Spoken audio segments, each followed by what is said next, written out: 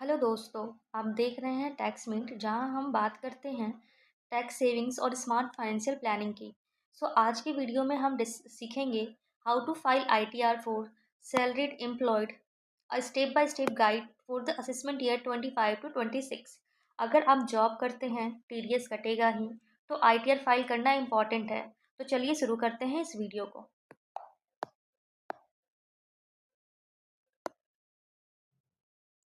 सबसे पहले आईटीआर क्या होता है? ITR, what do you mean by ITR?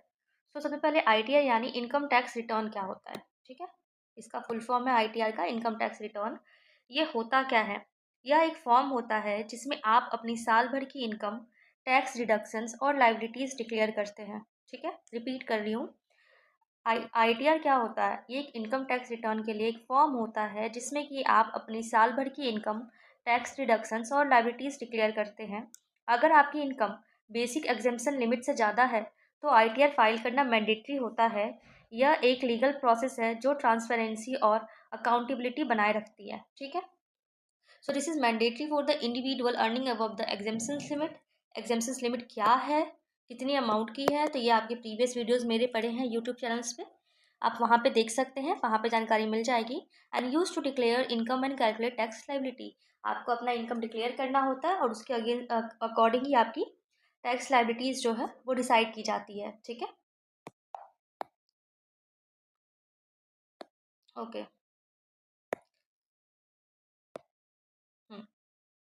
Now who should use ITR-1? ITR-1 जो है वो किसे फाइल करनी चाहिए? अब जैसा कि आप सभी को पता है कि ये सैलरीड इंडिविजुअल्स के लिए है, यानी कि इसको कौन फाइल करेगा? सैलरीड पर्सन ही फाइल करेंगे, ठीक है। लेकिन ये उनको ही फाइल करना है जिनकी इनकम जो है अप टू 50 lakhs है, ठीक है। तो इनकम टैक्स सैलरीड पर्सन, अब सपोज अगर आपकी इनकम 1 करोड़ की है तो फिर आप जो है ITR-1 फाइल नहीं करेंगे, ठीक है ना।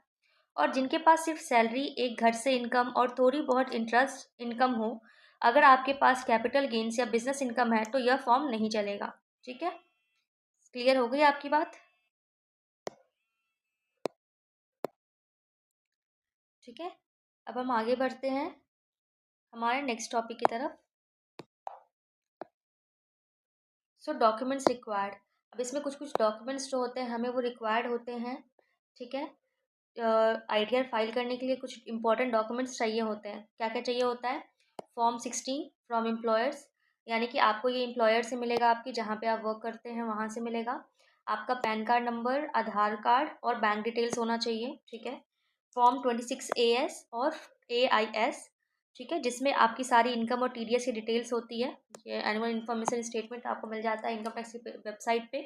और इसके अलावा आपका जो है रेंट रिसिप्ट, अगर आप एचआरए क्लेम करते हैं तो रेंट रिसिप्ट और टैक्स सेविंग्स के लिए एलआईसी, पीपीएफ जैसे इन्वेस्टमेंट प्रूफ्स भी रेडी रखें। तो ये सारे डॉक्यूमेंट्स जो होते हैं वो रिक्वायर्ड होते हैं हमें, ठीक है।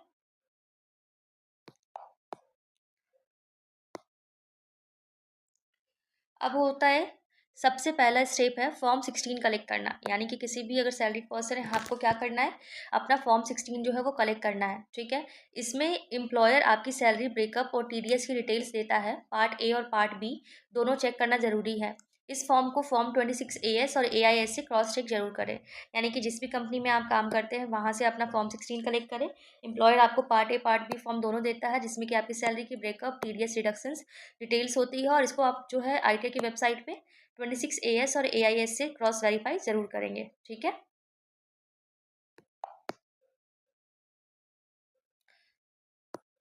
नेक्स्ट स्टेप आपको क्या करना है? इनकम टैक्स की ऑफिशियल वेबसाइट जो है इस पर लॉगिन करना है आपको। लॉगिन करने के लिए आप अपना पैन या आधार यूज़ कर सकते हैं और ओटीपी से वेरीफाई करना होता है, ठीक है।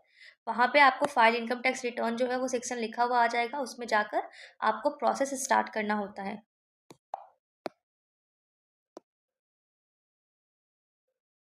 उसके बाद आपको अपना असेसमेंट ये सेलेक्ट करना होता है, जहाँ पे सेलेक्ट वहाँ पे आएगा आपको, मैंने ये लाइव दिखा रखा है, इसकी वीडियो भी है मेरे चैनल पे, वो चेक कर सकते हैं। असेसमेंट ईयर आपको 2025 to 26 का वो सेलेक्ट करना होगा।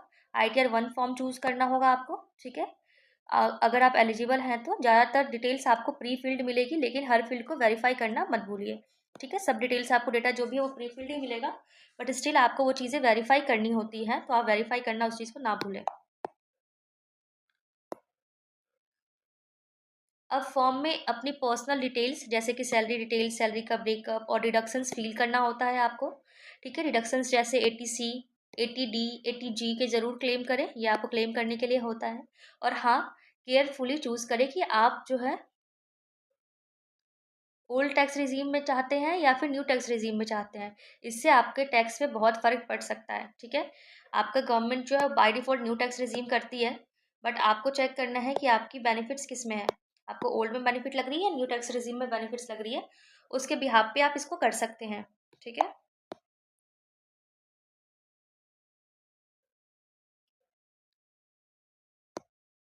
सब कुछ फिल करने के बाद एक बार रिटर्न को प्रीव्यू करेंगे आप कि रिटर्न्स आपकी सही तरीके से फाइल हुई है या नहीं हुई है। वहाँ पे प्रीव्यू का ऑप्शन आएगा।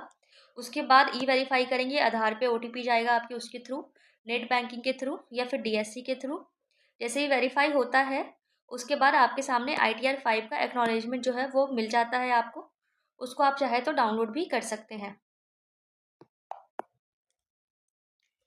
यही सारी प्रोसेसेस होती हैं जो आपको करनी होती है as a salaried tax payers. ठीक है, यही प्रोसेस आपको फॉलो करना होता है। लाइव वीडियो इसकी चाहिए तो लाइव वीडियो मेरे ही चैनल पे है, आप वो चेकआउट कर सकते हैं, वहाँ पे जानकारी मिल जाएगी। टिप्स है कुछ सैलरीड टैक्स पेयर्स के लिए, क्या टिप्स है मैं बता देती हूँ। हमेशा फॉर्म 26AS और AIS को वेरीफाई करें। ठीक है, always cross check with the AIS and the form 26AS।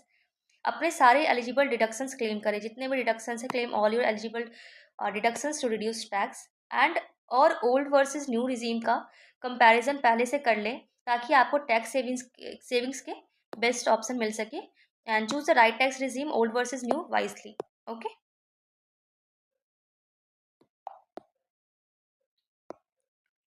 Now अगर जैसे मैंने आपको प्रो टिप्स जो है वो दे दिया है पिछले वीडियोस में, पिछले स्लाइड में दिया है मैंने आपको।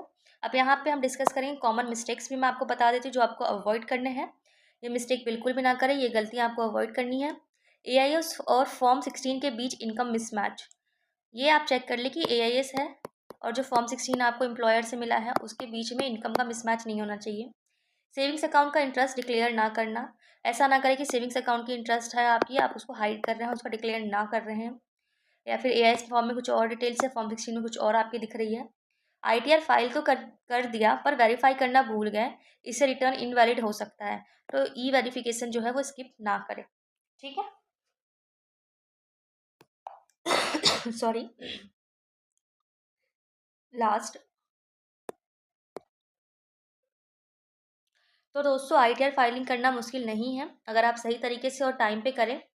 अर्ली फाइलिंग का बेनिफिट्स होता है कि आपको रिफंड जल्दी मिलता है और कोई पेनल्टी भी नहीं लगती।